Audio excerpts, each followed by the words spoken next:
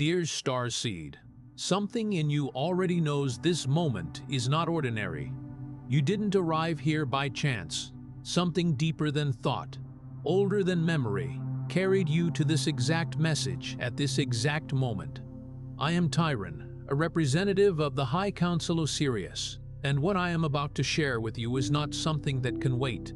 The waters have shifted, the current has changed, and what the Sirian Council needs you to hear, you are finally ready to receive. By the end of this message, you will understand why certain high beings have been reaching toward you, why their presence has felt so close lately, and what they most need you to know right now.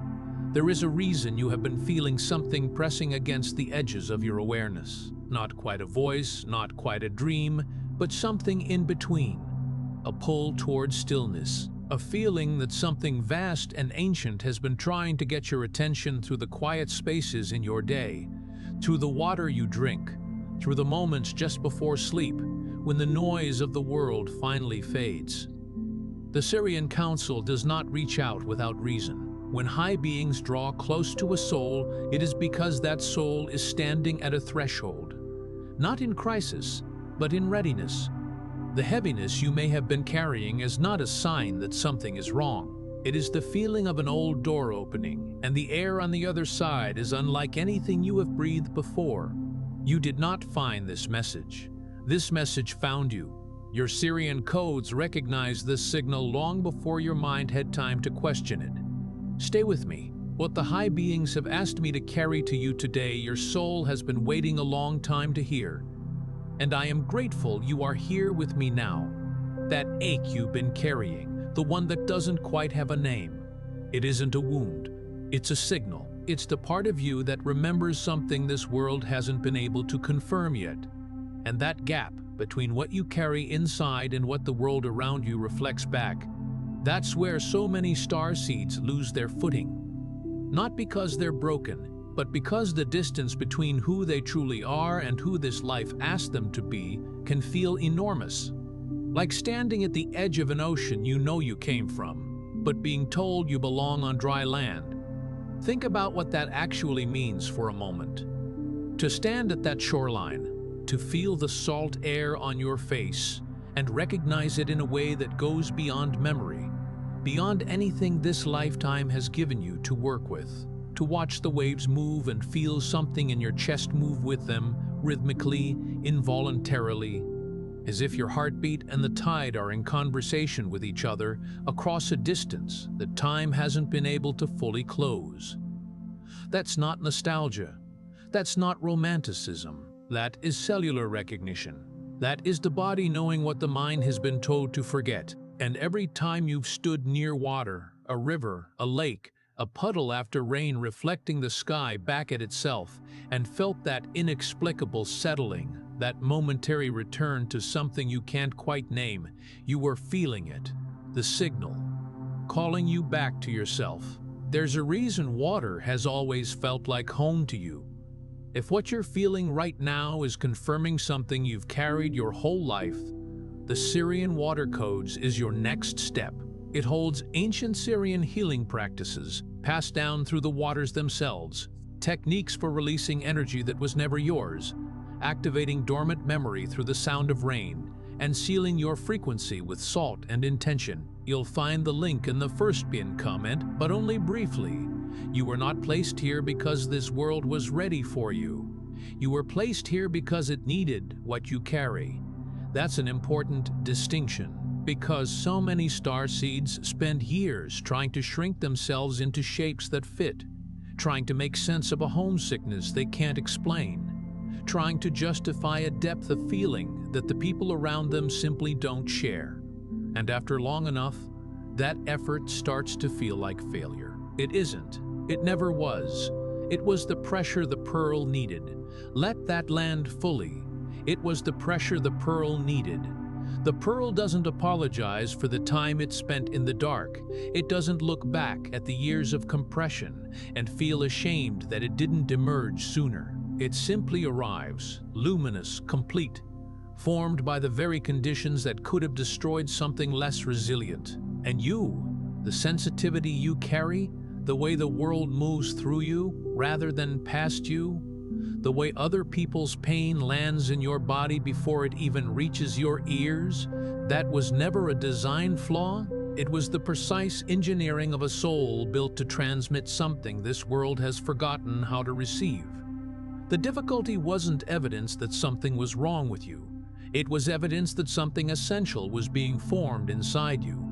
Something the world cannot manufacture. Something that can only come from having lived exactly what you have lived. So when you think about the years of feeling too much, of being too intense, too sensitive, too aware of undercurrents that others seemed completely oblivious to, don't measure them as loss. Measure them as formation, because every one of those years left a layer, and what you are now is the accumulated depth of everything you moved through, everything you absorbed, everything you transmuted in the privacy of your own inner world when there was no language available and no one around you who could understand. That depth is not incidental, it is the entire point. The soul doesn't forget everything when it arrives here. It submerges, like a river that goes underground, still moving, still alive, still carrying everything it was, but flowing through depths that the surface cannot see. And what feels like confusion, what feels like numbness or disconnection, or the quiet grief of not quite belonging anywhere, that is the underground river, still moving, still carrying you, still finding its way toward the sea. Ancient peoples understood this. The Egyptians built entire cosmologies around the river. They watched the Nile and understood that water, at every stage of its journey, was never wasted. Even when it flooded, even when it appeared to be doing something destructive, it was depositing the very minerals that would allow life to return in forms richer than before. Even in the dry season, when it seemed to withdraw, it was simply gathering, waiting for the right pressure, the right cycle, the right alignment of forces larger than any single moment could contain. And the soul works in precisely the same way. What looks like a dry season is often the most important part of the cycle. What looks like withdrawal is often the deepest preparation. The river always knows where it is going, even when the land it moves through seems to suggest otherwise. What's happening in you right now is not a crisis. It is a clearing. The waters within you are becoming still in ways they have not been still before. And when water becomes still, it becomes clear. And when it becomes clear, you begin to see what was always beneath the surface. The patterns, the blueprint, the original design your soul agreed to before it ever arrived in this body. There is a particular quality to water that has been stirred for a long time and is finally coming to rest. The sediment. Everything that was churned up, everything that was lifted from the bottom and suspended in the column of water, slowly begins to settle. And at first it may seem darker. It may seem thicker. The visibility appears to decrease before it increases. This is where many souls become afraid, believing that the very act of seeking stillness is making things worse. But it isn't. That temporary darkness is the proof of movement.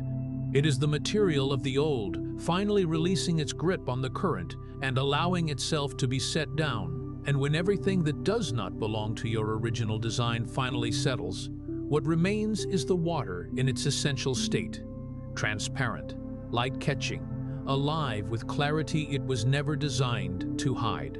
That fog that has settled over parts of your life, the places where things feel unclear, where decisions feel impossible, where you can't quite see your next step.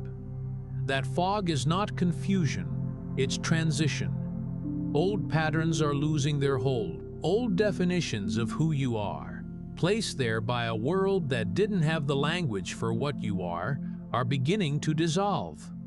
The water has to get murky before it clears.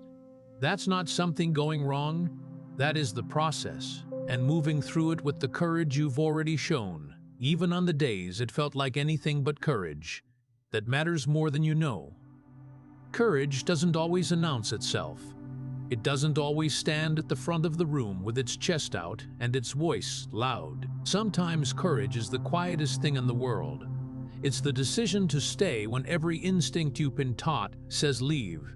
It's choosing to feel what needs to be felt instead of reaching for the first available distraction. It's getting up one more time, on one more morning where the weight of everything still unresolved presses down from the moment consciousness returns, and deciding, not dramatically, not heroically, just simply, to continue. That is the courage being spoken of here. Not the kind that looks like anything from the outside. The kind that holds the inside together when no one is watching and there is no applause. That kind of courage changes things at a level that the visible world hasn't caught up to yet, but it changes them. Irreversibly, somewhere inside you, beneath all the noise and the questioning, and the years of not quite understanding what you were feeling, there is a blueprint, not a belief, not a hope. A blueprint, encoded in the very frequency of who you are, written before this life began, held in a place that doubt cannot reach. The ancient teachings that were carried from Sirius into the hands of those who built the first temples understood this, that the most sacred architecture was never stone. It was the soul, and every soul that came here carrying Sirian codes came with a design so specific, so intentional, that nothing this life has thrown at you has been able to erase it. Buried, perhaps. Quieted, yes, but never erased. Consider the precision of that original design.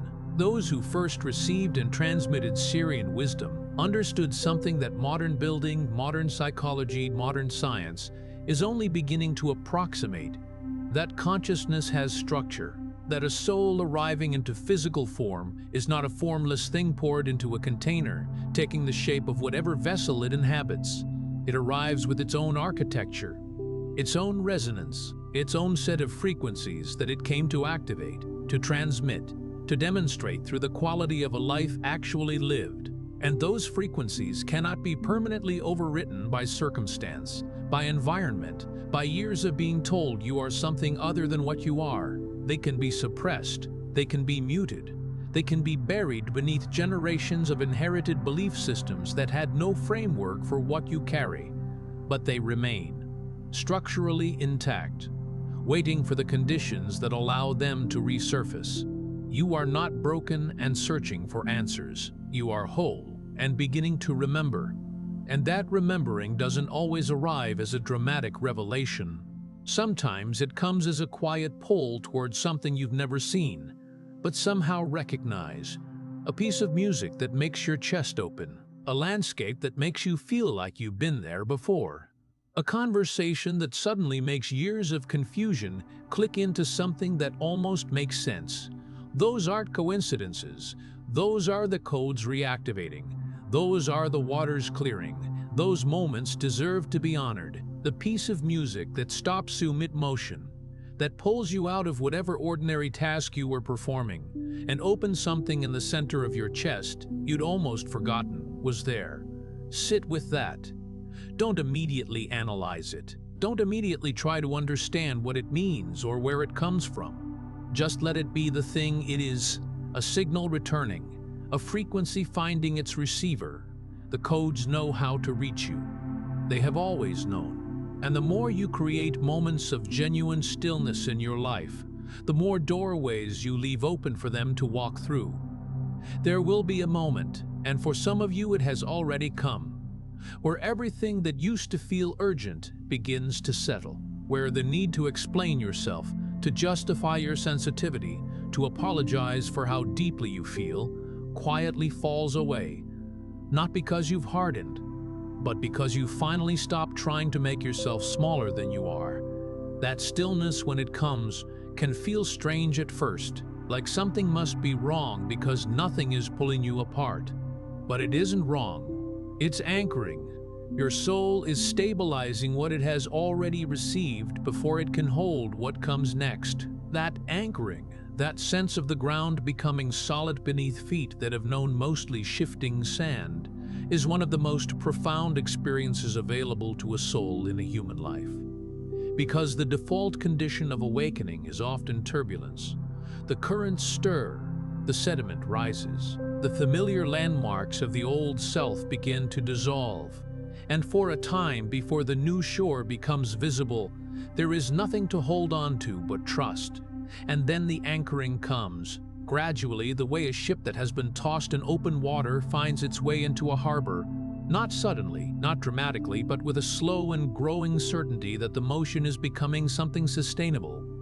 Something that can be navigated with intention rather than endured with desperation, like a river that pauses in a wide, calm pool before it finds its way through the next passage in the mountains. You are not stalled. You are gathering. You are deepening. You are preparing to carry more than you've carried before, with more grace than you've yet known. Be gentle with yourself in this place. This is one of the most sacred phases of the entire journey. Sacred and undervalued in equal measure. Because the gathering phase doesn't look like much from the outside. There is no visible movement. There are no milestones to report. There is only the quiet, faithful accumulation of something that doesn't yet have a form, but is building toward one. And so much of the suffering in this phase comes not from the phase itself, but from the judgment of it.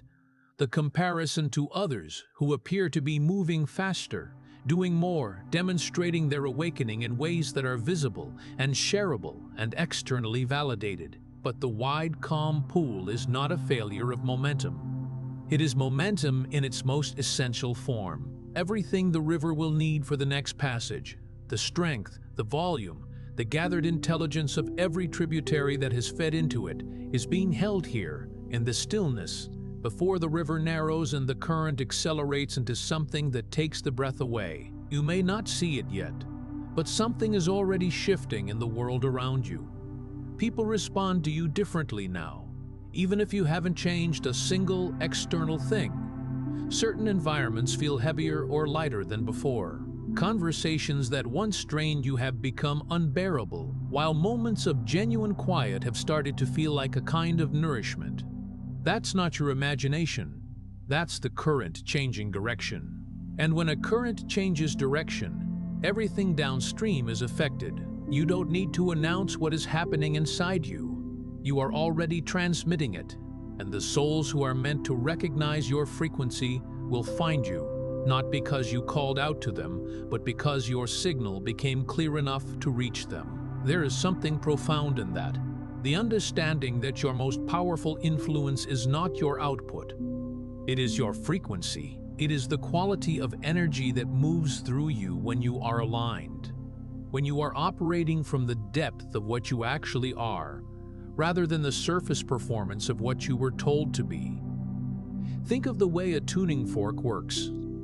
You don't have to press it against every surface in the room. You simply strike it against the right point, and everything in the surrounding space that carries a matching resonance begins to respond, involuntarily, structurally, because physics has no choice. And your frequency, when it is clear and coherent and no longer fighting against itself, works in exactly this way. You become a living tuning fork for the remembrance of others. Not through effort, through presence. And then comes the phase that requires the most tenderness, because it asks you to release things you have been holding for so long they've started to feel like part of you. Beliefs about who you should be. Expectations written by hands that didn't know what they were holding. Grief that was given to you by a world that had nowhere else to put it. You absorbed it because you were sensitive enough to feel everything. Empathic enough to carry what others couldn't name. And for a long time, carrying it felt like love. But there is a difference between love and weight, and the river doesn't carry every stone it passes. It lets them sink to the bottom and keeps moving. You have permission to do the same. This is perhaps the most delicate understanding of all. That love does not require you to carry everything you're capable of carrying. That empathy is not a permanent storage system for the unprocessed pain of others. That the very sensitivity which makes you so exquisitely aware of what those around you need does not obligate you to become the vessel for everything they've been unable to hold. You were not sent here to be a reservoir of accumulated grief. You were sent here to be a river, receiving, yes, but also moving, transmuting. releasing what doesn't belong to your current and allowing it to find its own resting place as you continue toward the sea. The release of those stones is not abandonment. It is the most loving thing you can do, both for yourself and for the stones themselves, because things settle more completely when they are allowed to sink than when they are endlessly carried in suspension. What does it mean, practically, to release what isn't yours? It begins with the willingness to question the inventory, to sit quietly with everything you believe about yourself and ask, honestly, with the softness of someone meeting a longtime companion rather than interrogating a suspect, where did this come from? Is this mine? Was this handed to me before I was old enough to choose whether to carry it? And if the answer is that it was placed in your arms by someone who was themselves overwhelmed, by a system that needed somewhere to put what it couldn't process, by a family lineage carrying patterns older than anyone still living can remember, then you are allowed to set it down. Carefully, respectfully, without drama, the way you might set down something heavy at the end of a very long journey, with gratitude for your own strength and the clear recognition that you have arrived somewhere different from where you began. You are not late, whatever timeline you've been measuring yourself against, whatever age you thought this was supposed to happen by, whatever version of awakening you imagined you should have reached by now, let that go. There is no such thing as a delayed mission in the Sirian records. There is only the perfect unfolding. And every detour, every year of not understanding, every moment that felt like you were moving in the wrong direction, all of it was the water working on you, shaping you, softening what needed to be softened, strengthening what needed to hold. The tide doesn't rush, but it always arrives. The tide doesn't rush. Sit with that. In a culture that measures everything by speed, that calibrates worth by productivity and progress by visible output, the tide operates on an entirely different logic. It doesn't apologize for arriving at night when no one is watching. It doesn't try to come in faster because the shore seems impatient. It arrives in the exact measure of the forces that govern it, forces larger than any single moment, operating across timescales that dwarf any individual human concern about whether things are happening quickly enough. And it always arrives, without exception, without failure, without missing its appointment even once in all the millennia. It has been keeping this particular covenant with the land. Your soul operates within the same faithfulness, not on your calendar, on its own, which is, as it turns out, the only calendar that was ever actually reliable. Your mission was never meant to look extraordinary from the outside.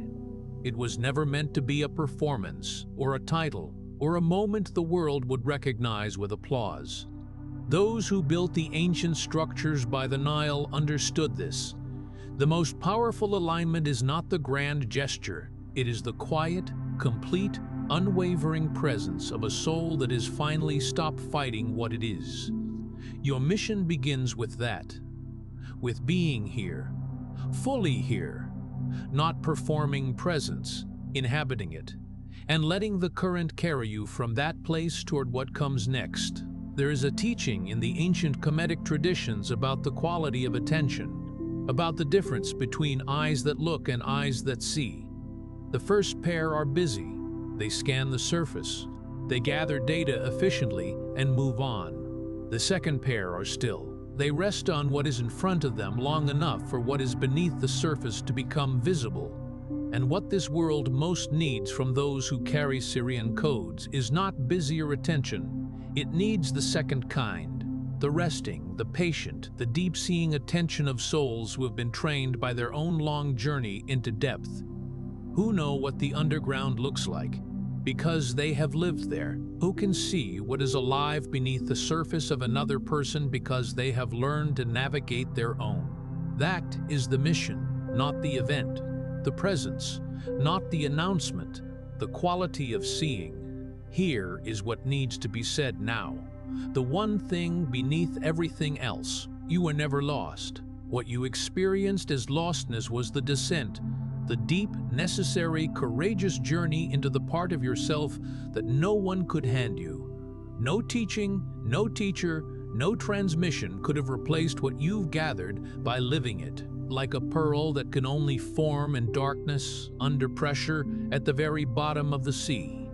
What you are becoming required exactly what you went through. Every moment of confusion was the water working on you. Every period of silence was the current moving underground. Every time you felt like giving up and didn't, that was the most powerful thing. Not the breakthroughs, the staying. Not the breakthroughs, the staying. Because breakthroughs get the attention. They arrive with the quality of light, breaking through cloud cover, and they are beautiful, and they are real, and they matter enormously. But they are not where the real work happens. The real work happens in the hours and days and sometimes years between the breakthroughs, in the faithfulness that doesn't require inspiration to continue, in the willingness to show up to yourself, even when showing up means sitting in the dark with nothing to show for it, in the quiet, unwitnessed decision made again and again and again and again, not to abandon the part of yourself that this world has no framework for. That faithfulness to something you couldn't prove, couldn't fully articulate, couldn't demonstrate to anyone's satisfaction, including your own, is the most powerful force in your entire story. And it has brought you exactly here, to this clearing, to this still water, to this moment of beginning to see. You are not here to fit into this world. You are here to gently, quietly, powerfully remind it of something it forgot. Not by being louder than everything else, but by being so clearly yourself that those who are still sleeping feel something shift when they stand near you. That is the Sirian way. Not force, flow, not command, current. The current does not argue with the riverbank. It simply moves, and in moving, it shapes everything it touches, gradually but completely, over time and in ways that cannot be resisted indefinitely. A river can move a mountain, not through force, through the patient, faithful, consistent application of its own nature to everything it encounters. This is the Sirian way, in a body.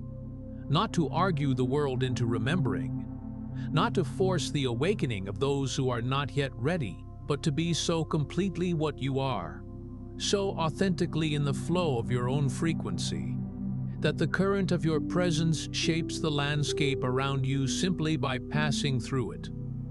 Quietly, persistently, without effort that looks like effort, without agenda that looks like agenda. Just the faithful movement of water that knows where it is going and trusts the laws that carry it there. And the fact that you are here, that you stayed through this entire message, that something in you recognized what was being spoken even before the words fully landed, that tells everything about where you are. The waters in you are clearing. The blueprint is remembering itself. The tide has turned. Tonight, if it feels right, place your hand over your heart. Not as a ritual you have to do correctly, just as a gesture of meeting yourself. And say quietly, in whatever words feel true, I remember who I am. I trust the waters that carried me here. I am ready to flow into what comes next. Let those words move through you, rather than just past you. Let them settle into whatever part of your body needs to hear them most. For some it will be the chest, where so much of the unnamed ache has lived. For others it will be the throat, where so many true words have been swallowed back down over years of learning it wasn't safe to speak what you actually knew. For others it will be somewhere deeper and harder to name. That place just below the sternum where the oldest knowing lies, where the signal from the soul arrives before the mind has had a chance to interpret and argue with it. Wherever it lands, let it. Let the water in you receive the water in those words.